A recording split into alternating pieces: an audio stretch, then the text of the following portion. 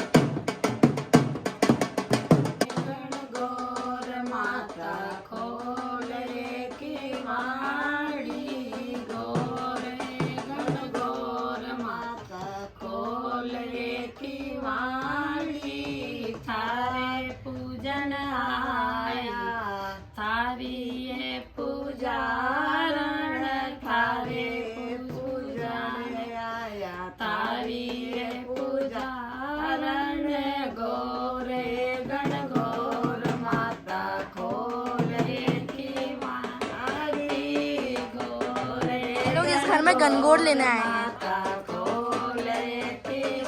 क्या गणगौर लेने आए हैं? हमने पानी डाला।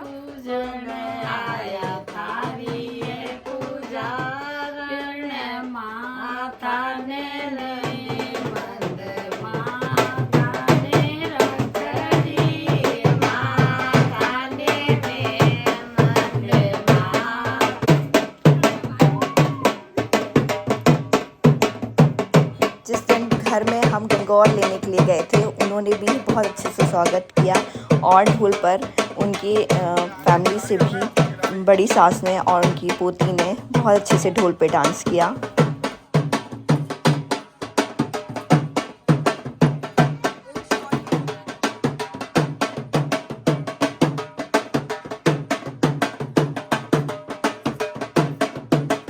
ये बिल्कुल वैसे ही लग रहा था जैसे रियल का बाना निकाला जा रहा हो या रियल की बारात लेकर हम आए हों।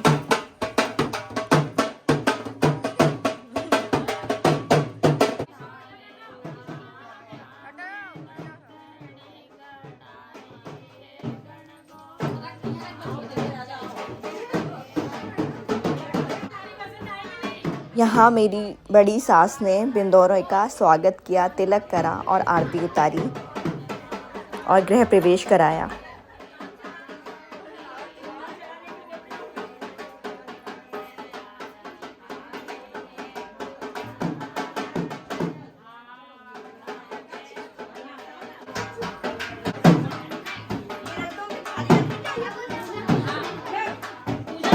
बन्ना बन्नी को बिठा के उनको माला पहनाई।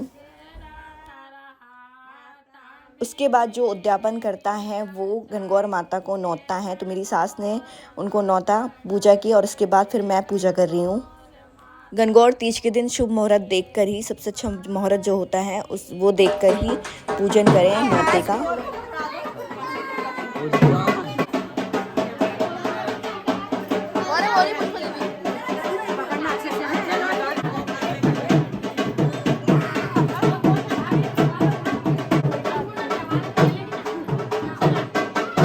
मैंने और मेरी एक जेठानी सा ने गणगौर का जोड़ा अपने हाथ में ले लिया था और इसके साथ ही जवारे और जो गण होते हैं वो कलश वो सब भी रखा जाता है।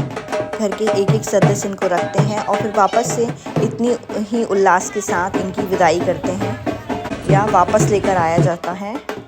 हमने ये फंक्शन कम्युनिटी हॉल में रखा था और बहुत अच्छा फंक्शन हुआ था। हमने सोचा भी नहीं था कितना अच्छा फंक्शन होगा। और यहाँ पे मेरी सास यहाँ पे स्वागत कर रही हैं। जो गणगौर का जोड़ा हम लेकर आए हैं, ईसर गणगौर को तिलक किया। बाकी जितनी भी लेडीज़ थीं जो गणगौर का जवारे कलश रख रही थी, उनका भी इसी तरीके से स्वागत किया गया। तो सबसे पहले ईसर गणगौर का तिलक किया जाता है।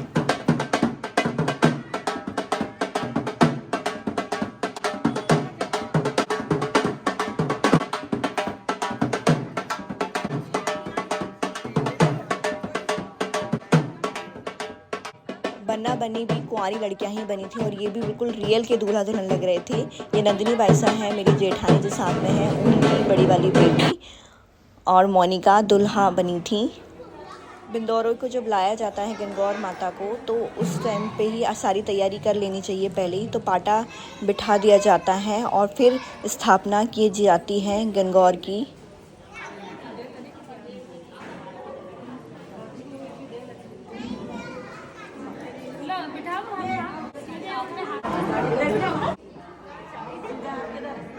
ईसर जी के राइट हैंड साइड पे गौरी माता को बिठाया जाता है। इस तरीके से जोड़े को स्थापित कर दिया गया। आम के पत्ते और दुर्वा लेकर इस तरीके से मूली से बांध दिया जाता है, जो कि पूजा में बाद में काम आते हैं। यहाँ मैं और मेरी सास मिलके उद्यापन कर रहे हैं, तो हम दोनों ने सबसे पहले पूजा की। जो उद्यापन करता है सबसे पहले वही पूजा करता है, उसके बाद बाकी जितनी भी औरतें होती हैं वो पूजा करती हैं। पूजा आप जो अगर यहाँ जो थाली होती है पूजा की, उसमें से भी कर सकते हैं, या अगर आप घर से थाली लेकर आना चाहते हैं अपनी पूजा की, तो उससे भी पूजा कर सकते हैं। तो सबसे पहले यहाँ पे जल छिड़क कर हल्दी, कुमकुम, मेहंदी और चावल चढ़ाकर तिलक किया जाता है, पूजा की जाती है। ईसर गणगौर की गणेशी बिठाए जाते हैं सिक्के पे और सुपारी रख के वहाँ पे गणेशी बिठा के उनकी पूजा की जाती है। जवारे होते हैं, कलश होता है और जो टोकनी होती है गण की, उनकी पूजा की जाती है। जल जमनारो नीर भरायो खेड़ो चोखो जल जमनारो नीर भरायो जी जठेश्वर सापया वो राड्या ने गोर पूजाओ जी जठेश्वर जी सापया बाई ने गोर पूजाओ जी गोरे पूजन तायु के वेर भैया जोड़ी अमर राखो जी गोरे पूजन तायु के वेर भैया जोड़ी अमर राखो जी या जोड़ी अमर राखो जी मारा चुड़ला रे राखे बांधो जी या जोड़ी अमर राखो जी मारा चुड़ला रे राखे बांधो जी। 8 मीठे और चरखे गुने बनाए जाते हैं, टोटल 16, और वो पाटे पर चढ़ाए जाते हैं। बाद में 8 आप उठा लें जो व्रत खुलते टाइम खाए जाते हैं। पूजन दो गण गोर माता ने बमारे गड़ा मारो रखड़ी रतने जड़ा वर्षा मारे रखड़ी रतने जड़ा नाका में नथनी मारे माने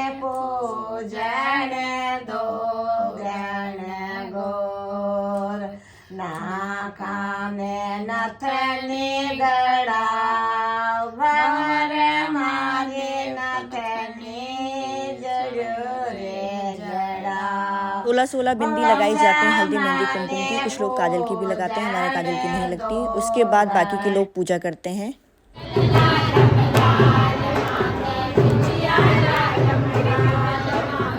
धुपाड़े में कंडा करके पहले ही सिलका लिया जाता है, फिर धुपाड़ी की पूजा की जाती है, तिलक किया जाता है हल्दी कुमकुम मेहंदी से और चावल चढ़ाए जाते हैं। उसके बाद घी गुड़ की धूप दी जाती है 5 बार या 7 बार। और उसके बाद जो भी आपका भोग बना है भोजन जमने के लिए, उसका ही भोग दिया जाता है। भोग लगाने के बाद 2 बार या 5 बार पानी को घुमाया जाता है। भोग लगाने के बाद ही 16 सुहागनों को बिठाया जाता है और उनको जमाने के बाद बाकी लोगों का खाना स्टार्ट होता है और बाकी लोग पूजा करते जाते हैं जोड़े से। और हम यहाँ पे ये प्रोसेस होता है, ये 16 बार किया जाता है। तो इसके लिए 16 दाने पहले एक लेडीज़ अपने हाथ में रख ले ताकि काउंटिंग बिगड़े नहीं। और इस तरीके से दोहे या गीत गाकर 16 बार ये प्रोसेस किया जाता है।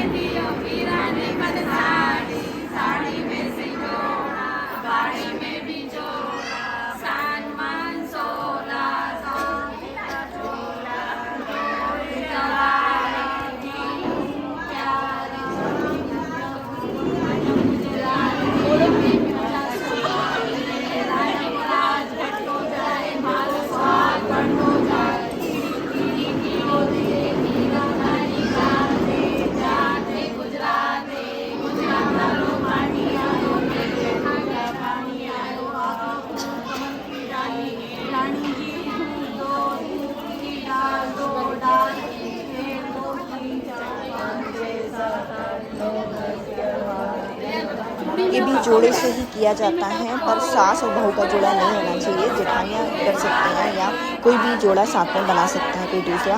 तो एक एक हाथ जोड़े से करके जो आम के और दूबा ली है उसी को लोटे में जल लेकर उसको इस तरीके से डाल के किया जाता है।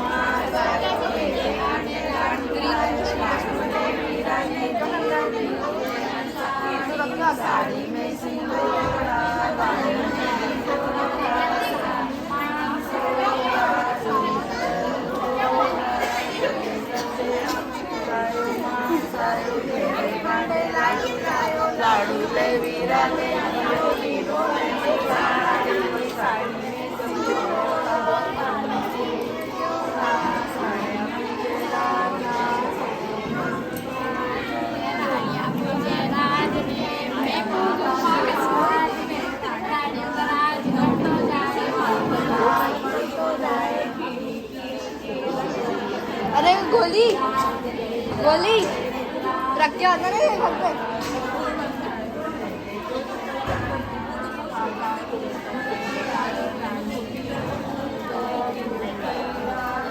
ये प्रक्रिया 16 बार की जाती है। उसके बाद ईश्वर गणगौर माता को पानी पिलाया जाता है। उसके लिए सोने की अंगूठी ली जाती है जिसको चुन्नी में रख के इस तरीके से पाटे पे किया जाता है।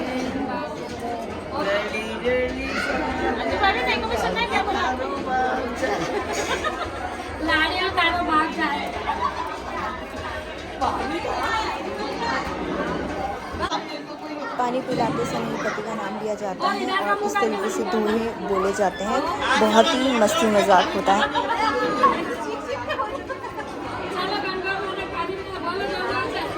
सोनी के अंगूठी को पल्लू में इस तरीके से लेके और फिर पानी पिलाया जाता है।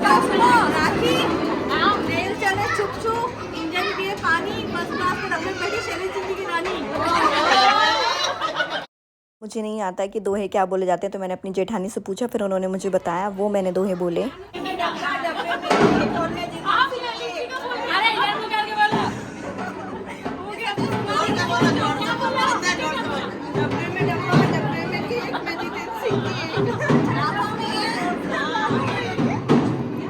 मेन हम दोनों की पूजा हो गई थी, हमने उद्यापन किया था तो हमने पूजा कर ली थी। उसके बाद बाकी के लोग पूजा करते गए और यहाँ हमने सुहागनों को जिमने के लिए बिठा दिया था। तो ये सुहागनें जिमने के लिए बैठी हैं। हमें सलाद परस का सबे हमें मेरी सास का हैप्पी बर्थडे केक कट रहा है उनका। गणगौर तीज पड़ी थी 24 मार्च को और उस दिन मेरी सासू माँ का बर्थडे भी है, तो उनके लिए केक लेकर आए थे, तो हमने सबके साथ केक कटवाया।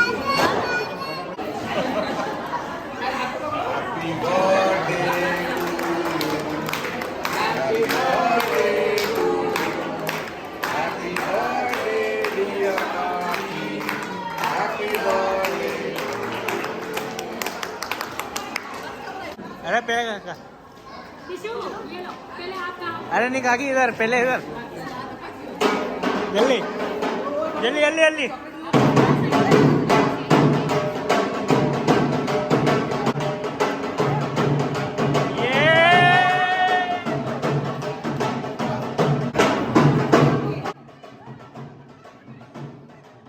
और इधर एक बार की सुहागनें जब तक जिम चुकी थी तो मैं यहाँ पे तिलक करने आ गई थी। सब सुहागनों का इस तरीके से तिलक किया जाता है हल्दी कुमकुम से, एंड उसके बाद जो भी आप गिफ्ट देते हैं वो दे सकते हैं उनको।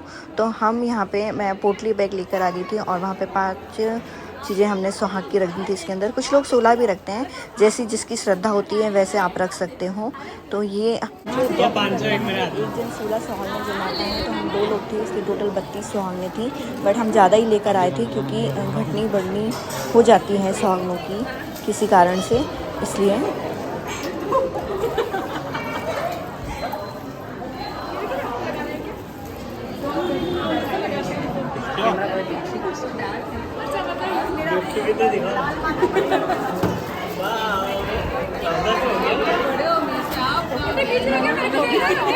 वैसे तो यहाँ बुफे सिस्टम था, पर सुहागनों को बिठा कर ही जमाया जाता है, तो सुहागनों को जमाया गया, दूसरी बार बैठने के लिए बिठा दिया था। उसके बाद कपड़े करे थे, तो जो भी उद्यापन कराता है ना उसके पीहर से कपड़े आते हैं मायके से, तो मेरे घर वाले लेकर आए थे मेरे सासू ससुर को और हम दोनों को। 3 मामासा हैं मेरे, ये मेरे मामासा के बेटे हैं दोनों, और मामासा आए थे लेकिन डॉक्टर के साथ अपॉइंटमेंट था तो वो वहाँ चले गए थे उनको दिखाने, तो इन दोनों ने ही कर दिया था।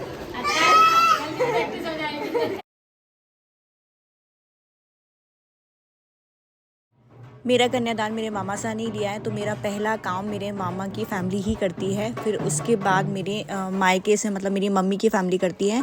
तो मेरे भाई साहब किसी बहुत ज़रूरी काम से नहीं आ पाए थे किसी वजह से, इस वजह से मेरे जो चाचा के बेटे हैं फिर उन्होंने करा उनकी तरफ से, और मामी साहब ने पहले मेरी सास को कपड़े करे, उसके बाद सब ने फिर मुझे करे। मैंने लास्ट ईयर ही सोच लिया था कि मैं गणगौर का या बड़े बड़े जो तीज त्यौहार होते हैं ना उनका उद्यापन कर दूंगी, बिकॉज मैं मेडिकल प्रोफेशन में हूँ और हर बार ये पॉसिबल नहीं हो पाता कि मैं पूजा पाठ के लिए टाइम निकाल पाऊँ प्रॉपर, इसलिए मैंने सोचा है कि मैं उद्यापन करते जाऊँगी मैन व्रत का। तो मैंने अपनी सासू माँ के साथ कर दिया था और 2 दिन में ही सारी तैयारी की मैंने, और उस टाइम पर फ़ोन पर ही ये सब लोग आ गए थे। तो ये सभी मेरे मायके वाले हैं, चाची, मम्मी, मामी साहब और मेरी भाभियाँ। और मैं बुंदेलखंड राजपूत फैमिली से हूँ। हमारे यहाँ बेटियों के पैर धोक दिए जाती हैं, जितने भी बड़े होते हैं बेटियों को मानते हैं बड़ा और इसलिए धोक देते हैं। तो ये मेरी सास की और मेरी धोक दे रही हैं, जबकि राजस्थान में उल्टा होता है, यहाँ छोटे बड़ों को धोक देते हैं, बेटी भी बड़ों को ही धोक देती है, मम्मी पापा को, पर हमारे यहाँ बेटियों से धोक नहीं लगाई जाती।